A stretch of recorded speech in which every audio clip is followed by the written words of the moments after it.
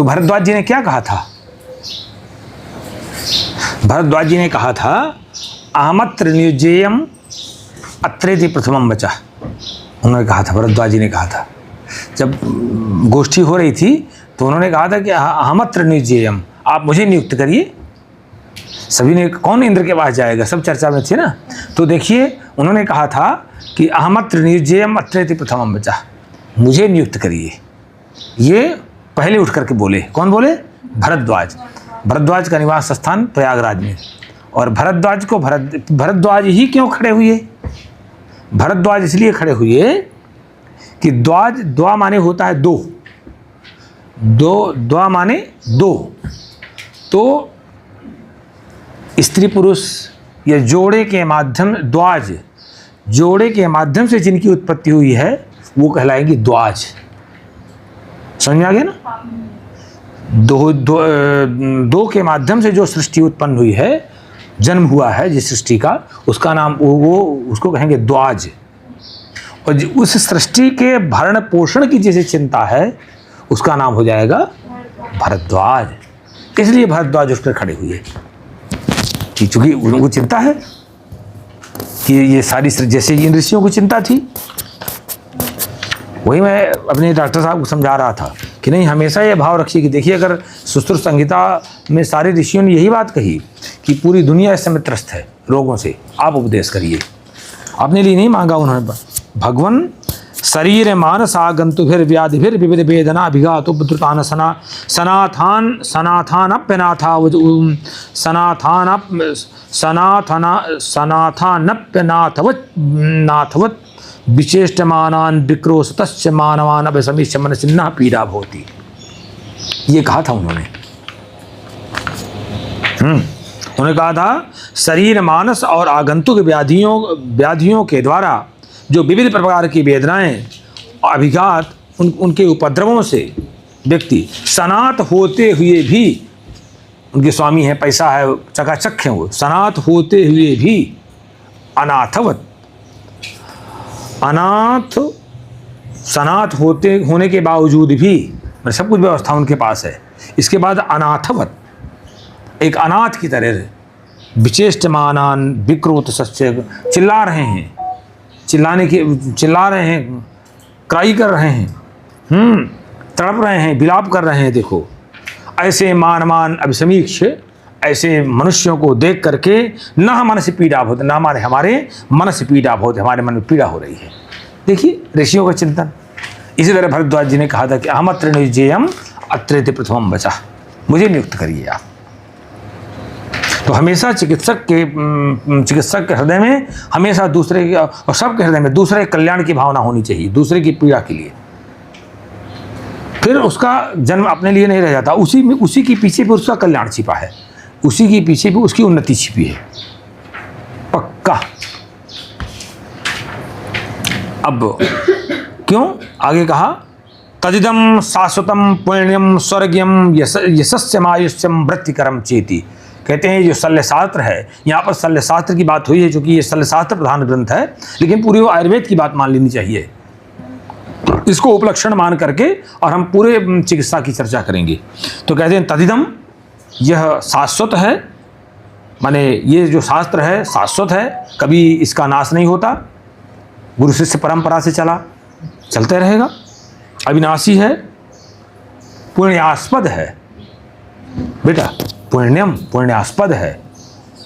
इसीलिए वाग्भट ने कहा कुछ दर्था कुछ मैत्री कुछ कर्म कुछ यशा और कर्माभ्यासा कुछ चेती चिकित्सा नास्ति निष्फला। इसीलिए वाग्भट ने कह दिया है ये पुण्यास्पद है, इससे पुण्य की प्राप्ति होती है, लोग आशीर्वाद बहुत देते हैं, पुण्यास्पद है। इसलिए कहा गया कि कुछ अर्था, कहीं पर अर्थ की प्राप्ति होती है,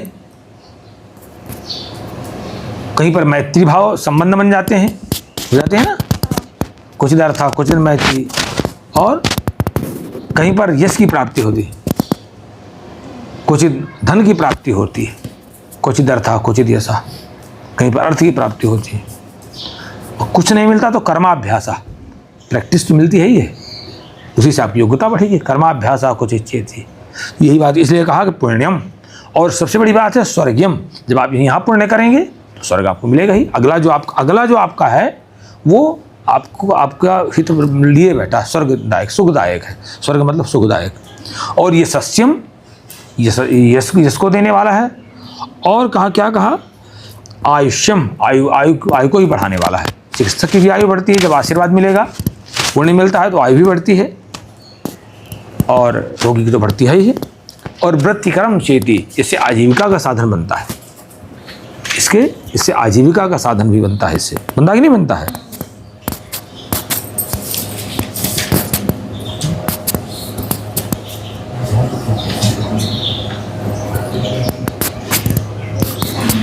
भगवान धन्वंतरी ने उपदेश करना शुरू किया। अहम ही धन्वंतरिरादिदेवो जरारुजो मृत्युमरो हराणाम सल्यांग मंगैरपरे रूपेतम प्राप्तोस्मि गाम भूय इहोपदेष्टुम। गाम पृथ्वीम, गाम माने यहाँ पर पृथ्वीम, गाम का अर्थ माने पृथ्वी, गो माने पृथ्वी भी होता है, गो माने इंद्रियां भी होती हैं। चूंकि इसमें व्यक्ति क्यों, गो अंग्रेजी का शब्द नहीं है, वो हमारा ही इन लोगों ने चुरा लिया है। क्योंकि पृथ्वी में लोग गमन करते हैं, चलते हैं, ये हमारा चुरा लिया इन्होंने। तो हम लोग हम जानते नहीं, पढ़ते नहीं, तो हमारे कहते हैं गो माने अंग्रेजी, गो हमारा ही है। ठीक है ना? काऊ हमारा, गऊ हमारा है। काऊ हम गऊ कहते बनता नहीं उनसे, तो काऊ कहने लगे। हाँ, उनसे गऊ नहीं बनता ना, कहाँ बनता उनसे कहते गऊ, तो काऊ कहने लगे। ये है। तो अहम ही धन्वंतरी, भगवान धन्वंतरी ने कितनी अच्छी बात कही कि मैं साक्षात धन्वंतरी हूँ। अहम ही धन्वंतरी, मैं आदिदेव धन्वंतरी हूँ। जरा रुजो मृत्यु मरो हराणाम, मैंने अमराणाम देवानाम जरा रुजो मृत्यु हरहा, मैं जो देवता हैं उनके जरा माने बुढ़ापा, रुज माने रोग, और मृत्यु, तीनों का हरण कर मैं ही किया है। मैंने ही उनको जरा से मुक्त किया, बुढ़ापा से मुक्त किया, मृत्यु से मुक्त किया। भगवान धन्वंतरी कहते मेरे बिना कुछ हो ही नहीं सकता।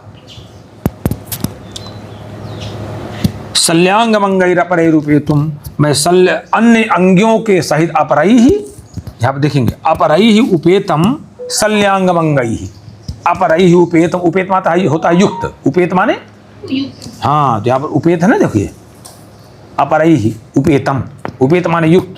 कहते हैं अन्य अंगों के से युक्त, अन्य अंगों से युक्त, काय बाल गृहोध्वांग जरा वृख, कितने 7 अंग, काय बाल गृहोध्वांग जरा वृख।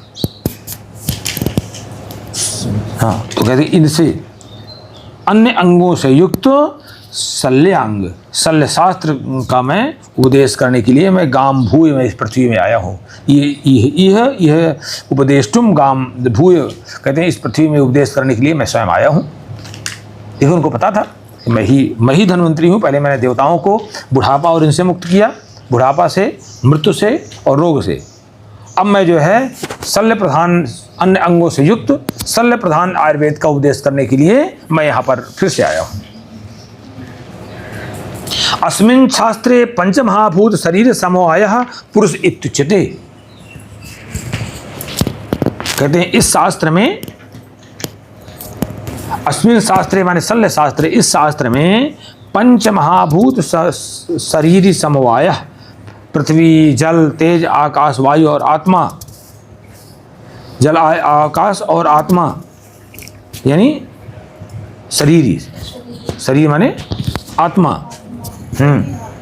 आत्मा, इनसे समवाय माने संयोग से पुरुष इत्युच्यते, पुरुष कहा गया है, कहा जाएगा, कहलाता है। पुरुष, जहाँ पर पुरुष शब्द आएगा वहाँ कहते हैं कि ये डिफिनेशन समझ लेनी चाहिए कि कहने का मतलब है पंचमहाभूत और आत्मा। तो खड़ंग पुरुष हो गया कि नहीं हो गया? हाँ। तो तस्मिन् क्रिया, इसी में क्रिया की, यही पुरुष जो पंचमहाभूतात्मक और खड़ंग पुरुष है, इसी में क्रिया की जानी चाहिए। या क्रिया व्याधि हरणी सचिकित्सा मुदीर्यते। चिकित्सा किसे कहते हैं? जो क्रिया व्याधि को हरण करने में समर्थ हो उसको हम क्या कहते हैं? क्रिया। जो भी, या क्रिया व्याधि हरणी, जो क्रिया व्याधि को हरण करे, शारीरिक और मानसिक दोनों व्याधियों का हरण करे, उसको कहते हैं चिकित्सा। या भी क्रिया भी जायन्ते शरीरे धातवा समा सा चिकित्सा विकाराणाम तत्कर्म भिजामतम। जिन क्रियाओं के द्वारा या भी क्रिया भी जायन्ते शरीर धातवा समा, शरीर के धातु साम्य अवस्था में आ जाए, क्योंकि हाँ समधातु होना ही आरोग्यता है ना। हाँ विकारो धातु वैषम्यम अधातु साम्यम आरोग्यता। धातुओं को साम्यावस्था में रहना ही आरोग्य है और धातुओं का वैषम्य होना ही। अब धातुओं में आपके बात पित्त कब सब आ गए, ये एक उपलक्षण मात्र होता है। मान लीजिए हम 7 धातुओं की बात याद कर लिया, वो एक उपलक्षण हो गया। जिन तत्वों के द्वारा शरीर हमारा धारित होता है वो सब धातु के अंतर्गत आ जाएंगी। धातु की वास्तविक जो परिभाषा है, डिफिनेशन है, जो व्यापक डिफिनेशन है, समग्र डिफिनेशन है, जिन तत्वों के द्वारा हमारा शरीर धारित होता हो, जैसे मन से भी हमारा शरीर धारित होता है। अगर सब मन की स्थिति नहीं रहेगी तो व्यक्ति नहीं रह जाएगा। तो जो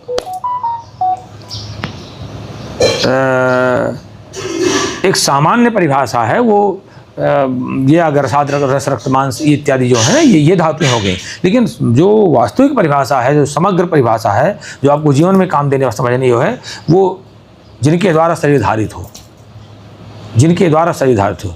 पानी के द्वारा भी शरीर, पानी का धातु है, धारणा धातु, इसलिए धातु कहा जाए, धारण करता है। अब चूँकि उसमें जब रस की बात आ रही तो पानी अपने आप आ जाएगा, चूँकि पंचमहाभूतात्मक है। जब रस की बात आएगी तो पानी अपने आप आ जाएगा, जुड़ जगह है। आपके रक्त की बात आई तो पानी आएगा, मेद की धातु बात आएगी तो पानी आएगा, मांस आएगा तो ही पानी आएगा। क्या हड्डियों में ही पानी रहेगा, अस्थि धातु में ही पानी रहेगा? कम रहेगा। मज्जा में रहेगा ही, शुक्र धातु में रहेगा ही, ऐसा। तो जहाँ पर भी धारण करने की तो कहते हैं तस्मिन क्रिया, कहते हैं वही उसी में क्रिया की जाती है। क्यों इसमें क्रिया की जानी चाहिए? शोधिष्ठानम कस्मात, कहते हैं यही तो स्थान है, क्योंकि शोधिष्ठानम यही तो अधिष्ठान है व्याधि और स्वास्थ्य का, व्याधि का और स्वास्थ्य का यह अधिष्ठान। लोकस्य द्वैविध्यात्, कहते हैं ये संपूर्ण संसार जो है केवल 2 तरह का है, 2 तरह से कहेंगे। एक तो लोको ही दुविधा स्थावर और जंगम से, स्थावर और जंगम, स्थावर जंगम माने चलने फिरने वाला, मोबाइल, हाँ, और नॉन मोबाइल स्थिर स्टेबल। तो ये संसार में देखिए 2 ही तरह के मिलेंगे, एक तो चलते फिरते मिलेंगे, एक स्थायी मिलेंगे। उसी को हम जड़ चेतन कह देते हैं। जैसे पहाड़ वृक्ष जो है ये। दूसरा कहते हैं द्विविधात्मक एवं आग्नेय सौम्यस्य, ये जगत 2 तरह का है, एक आग्नेय प्रधान है, एक गर्म दल के हैं, एक ठंडे दल के नेता हैं, लोग होते हैं। हाँ, लोग जो हैं एक देखना, एक ठंडे हैं, तो जो मालूम है कि भैया गर्म होते ही होते हैं, ये लोग ही संसार 2 तरह का है, तो उनके पीछे क्यों पड़े? ठीक है, वैसे वो गर्म दल के हैं तो गर्म दल के बने थे, और ठंडे दल के ठंडे दल के हैं। तो इस तरह कहते हैं द्विधात्मक एवं आग्नेय सौम्यस्य। तो कहते हैं आग्नेय गुणों की अधिकता के कारण आग्नेय कहलाते हैं, और सौम्य गुणों के कारण वो सौम्य कहलाते हैं। इसी तरह से ये पंचात्मको अथवा पंचात्मक भी है, ये पार्थिव या आप्य हो गया, आप्य, आप माने जल, आग्नेय, तेजस, वायव्य और हाँ, तो ये पंचमहाभूतात्मक ही हो गया। अब कहते हैं देखो तत्र, माने जो हम भगवान धन्वंतरी कहते हैं कि जो मैंने आपको द्विविध सृष्टि बताई उसमें तत्व चतुर्विधो भूतग्रामा, जो प्राणियों का जो समूह है वो भी 4 प्रकार का है, स्वेदज, अंडज, उद्भिज और जरायुज। स्वेदज माने जो पसीने से, जैसे जुआ, कील ये सब जो है पसीने से उत्पन्न होने वाले जो जीव हैं, ये क्या कहलाते हैं? स्वेदज। जो अंडे से उत्पन्न होते हैं उनको अंडज कहते हैं, जो मानव से उत्पन्न होते हैं पशुओं से उनको हम जरायुज कहते हैं, और एक उद्भिज होते हैं, उद्भिज किनको कहते हैं? हाँ, जो फोड़ के निकलते हैं।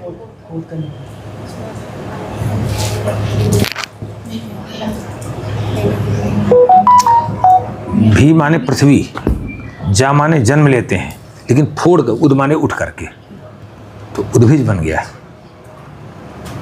उद्भिज हो गया ना। तो उद माने उठ करके, और भी माने भी माने पृथ्वी, भा शब्द पृथ्वीवाचक है, और जा माने जन्म लेने वाला। जो जन्म तो लेते हैं पृथ्वी से, लेकिन उगते तो हैं लेकिन फोड़ करके ऊपर ऊपर को आते हैं, नीचे नहीं आते, ऐसे उनको उद्भिज कह देंगे।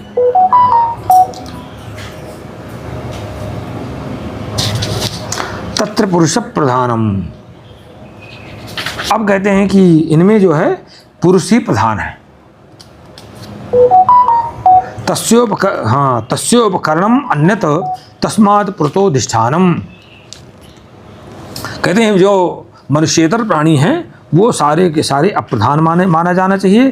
तस्योपकरणम अन्यत तस्मात् पुरुषोधिष्ठानम, अन्य जो प्राणी हैं अप्रधान है, इस प्रकार पुरुष प्रधान है। अब जो पुरुष शब्द आता है तो मैंने एक दिन और बताया था आप लोगों को, पुरुषेते स पुरुषा, इस स्थान को, इसको पुरी कहते हैं, इसको हम पुरी कहते हैं। गांव में लोग कहते हैं ना ये पुरवा है, यहाँ तुम्हारे यहाँ कहते हैं पुरवा कहते हैं लोग। छोटे मोटे जहाँ तो घर बना लेते हैं, एक तो घर बना लेते हैं, एक अकेला घर बना लेते हैं, पुरवा कहते हैं, पुरवा। अब कैसे बन गया? अरे भाई कानपुर कैसे बन गया, जयपुर कैसे बन गया? पुर माने निवास स्थान, हाँ जयपुर नहीं, जयपुर, हाँ जय सिंह ने बसाया, हाँ महाराज जय सिंह का बसाया हुआ है। महाराज जय सिंह का बड़े सम्मानीय लोग हैं, ये पूर्वज हैं, इनका बड़े सम्मान से ही नाम लेना चाहिए। हाँ महाराज जय सिंह, महाराज जय सिंह। और जिनका सम्मान हम सामने करें उनके पीठ पीछे भी सम्मान करें। जो हम करते हैं उसी का हमको फल मिलता है, उनको मिलेगा नहीं मिलेगा, लेकिन हमारी भावना जरूर बदल जाएगी। हमारे में सतोगुण की आवृत्ति होती जाएगी, हमारे में सतोगुण का आविर्भाव होता जाएगा, ये जरूर फायदा होता है। तो इसलिए कहते हैं पुरुष माने जो पुरुषेते स पुरुषा, जिसमें आत्मा निवास करती है, सोती है, मन सोता है, इंद्रियां सोती हैं, निवास करती हैं, उसको हम पुरुष कहते हैं। अब चूँकि व्याधि की चर्चा कई बार आगे तो कहते हैं व्याधि किसे कहते हैं? तद दुख संयोगा व्याधय उच्यन्ते, जब दुख का संयोग हो शरीर में उसको हम व्याधि कहते हैं। तद जब दुख संयोगा व्याधि उच्यन्ते, जब शरीर में दुख का संयोग हो उसको हम व्याधि कहते हैं। अब आपके हाथ में है, जब आप किसी परिस्थिति को लेकर दुखी हो जाइए, कोई आपके मन का नहीं किया तो दुखी हो जाइए, आप बीमार हो गए। जब परिभाषा ही यही बताती है तद दुख संयोग व्याधया उच्यन्ते, तो फिर आप जिम्मेदार हो। किसी परिस्थिति को लेकर दुखी हो जाइए, हो गया, आपकी इच्छा नहीं पूरी हुई, आपके मन का भोजन नहीं मिला, आपके मन के कपड़े नहीं मिले, आपके मन का संयोग नहीं मिला, तो दुखी हो जाइए, आपके हाथ में है। और जब नहीं है तो नहीं, क्यों दुखी हो? हम अपने को अकेले माने, अकेले तो आए थे, अकेले जाएंगे, अकेले तब भी हैं। संयोग है ना, वो हमारा संयोग को वियुक्त कर दें। तम विद्या दुख संयोग वियोगम योग संगीतम, इसलिए भगवान गीता में कह देते हैं तम विद्या दुख संयोग वियोगम योग संगीतम। इसलिए योग की परिभाषा उन्होंने कह दिया है कि जिस अवस्था में आप दुख रूपी संयोग से वियोग बना लेते हैं उसी का नाम योग है, तो आप योग में चले जाइए। अगर आप दुखी होते रहेंगे तो दुखी होते ही रहेंगे। अब ऐसी डिफिनेशन तो आयुर्वेद के अलावा कहीं मिल नहीं सकती, एलोपैथ में कहीं किसी साइंस में नहीं मिल सकती है कि जो समग्रता से चिंतन करके परिभाषाएं की हो उन्होंने। कितनी अच्छी कह दिया, तत्र दुख संयोगा व्याधया उच्यन्ते। जब जब आपको दुख संयोग बनाएंगे आप, जब जब जिस अवस्था में, तो उस अवस्था में आप दुखी। ऐसे ऐसे महापुरुष साधना के उच्च स्तर में पहुंच जाते हैं कि वो बिल्कुल नहीं मानते हैं दुख को, कि कोई भी कर्म जो है तब तक क्षय नहीं होता जब तक तो भोग न लिया जाए। कोई भी कर्म तब तक क्षय नहीं होता जब तक वो भोग न लिया जाए। इसीलिए जब के माध्यम से वो कर्म धीरे धीरे क्षय होने लगता है, क्योंकि जब जब आप करते हो ना, जब साधना करो थोड़ी शरीर को कष्ट मिलता है, थोड़ी शरीर को कष्ट मिलेगा ना। साधना में थोड़ी शरीर रगड़ा जाता है, तो वो तो आपको भोग मान जा रहा है ना। ये इसकी वैज्ञानिकता है। जब आप साधना बैठे तो शरीर आप भूख प्यास सब सहन करोगे, सारी इंद्रियों को बस में करोगे, थोड़ा शरीर को कष्ट में लाओगे, नींद को बस में लाओगे, तो वो जो कष्ट मिला उससे छह जा रहा है, नहीं उससे जाना ज़्यादा कष्ट मिलेगा। चाहे उसको देख लो चाहे इसको देख लो, ऐसे बड़ा गहरा है विषय, है कि नहीं। बस मैंने भोगना तो पड़ेगा, चाहे उसके द्वारा भोग ले जो आपने किया है, चाहे अपने से भोगवा लो। उपवास में थोड़ा सा कष्ट तो मिलेगा, तो उपवास के माध्यम से जब हमने उपवास कर लिया तो थोड़ा सा पाप कर्म क्षय हो गया, क्योंकि हमने भोग लिया। ब्रह्म मुहूर्त में जाग करके हमने थोड़ी से कष्ट सहन कर लिया, तो वो हमारा कर्म क्षय हो गया कहीं न कहीं से, जो हमारा बिगाड़ होना था। क्योंकि इसमें कष्ट मिल हमने झेल लिया मजे से, आनंद से। तो तद क्यों सही नहीं है? हाँ, इतना चिंतन है गहरा हमारे शास्त्रों का। तद दुख संयोगा व्याधे उच्यन्ते। तो कहते हैं जहाँ जिस अवस्था में दुख का संयोग हो, अब हम सुखी हैं, आप पढ़ने में ही दुख मना लो तो व्याधि हो गई आपको। आप पढ़ने में ही आने में ही दुखी, क्या बताऊँ, तो इतने मना ले लो, व्याधिग्रस्त हो गए आप। और तो कहते हैं ते चतुर्विधा, वो भी चार तरह की होती है। देखिए मैं अपनी बात को सिद्ध कर रहा हूँ ना। ते चतुर्विधा आगंतवः शारीराः मानसाः स्वाभाविकाश्चेति। तो एक तो आगंतुज व्याधि, जो आपको एक्सीडेंटल ट्रॉमेटिक, तो एक व्याधि वो हो गई। और दूसरा शारीराः, शरीर में से संबंध जो रखती हैं उनको हम शारीरिक व्याधि कह देते हैं। और मानसाः, अब हमने अब मानसाः जो मानसिक व्याधियाँ हो गई। अब हमने दुख बना लिया, बताओ पढ़ने के लिए बुलाते हैं, थोड़ी सो लेते, हो गई मानसिक व्याधि। मैंने सिद्ध किया ना, क्योंकि हमने दुखी बना लिया अपने को। हम दुखी बनाने को नहीं करेंगे, तो हम उतने मानसिक व्याधि तो उभरे रहेंगे, उस समय तो मानसिक व्याधि से उभरे रहेंगे। और एक बार हमने मानसिक व्याधि अपनी बना ली तो दूसरा संस्कार तुम्हारा बन गया। एक बार हम मानसिक व्याधिग्रस्त हो गए तो दूसरा संस्कार तुम्हारा तैयार हो गया, क्योंकि मन से कर्म हो गया ना। मन से तो कर्म हो गया कि नहीं हो गया। और जब एक काम मन से एक कर्म हो गया हमारे दुख का, तो अगला मल्टीप्लाई फिर हो जाएगा वो। क्योंकि कर्म का एक सिस्टम होता है, कर्म का मल्टीप्लाई बहुत जल्दी होता है। तो आपने दूसरा कर्म फिर बना लिया, दूसरा, फिर आप दुखी हो जाओगे। तीसरा कर्म फिर बना लेंगे ऐसे। तो इसलिए जो चीज़ सही है उसके लिए ठीक रखें, तो हम मानसिक रोगी क्यों हो जाए। तो हाँ, और स्वाभाविकाश्चेति, और स्वाभाविक व नेचुरल व्याधियाँ। तो अब देखो ये तुमको समझ में आएगा, बहुत अच्छी बात। तेषाम आगंतवो अभिघात निमित्ता। बताते हैं कि जो उनमें से जो चारों प्रकार की मैंने व्याधि बताई, भगवान धन्वंतरी कहते हैं 4 प्रकार की व्याधियां बताई, उनमें जो आगंतुक व्याधियां हैं उनका संबंध अभिघात से है।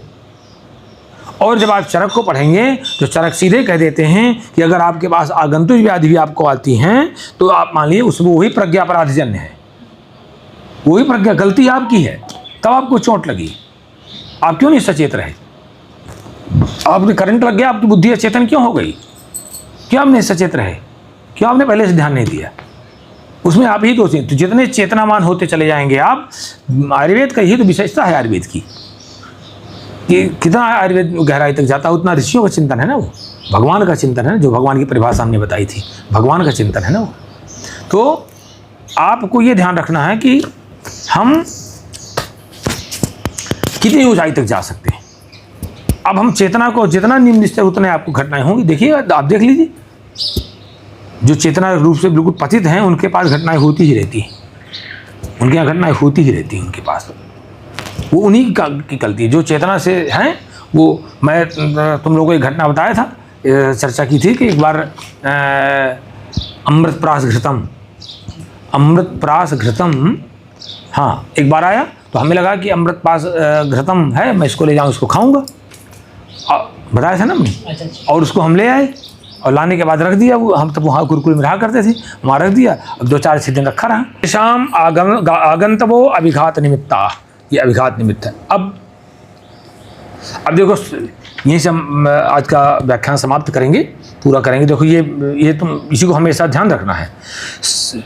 शरीरास्तुन्नपान मूला, शरीरास्तुन्नपान मूला वात पित्त कफ सोडित सन्निपात वैषम्य निमित्ता।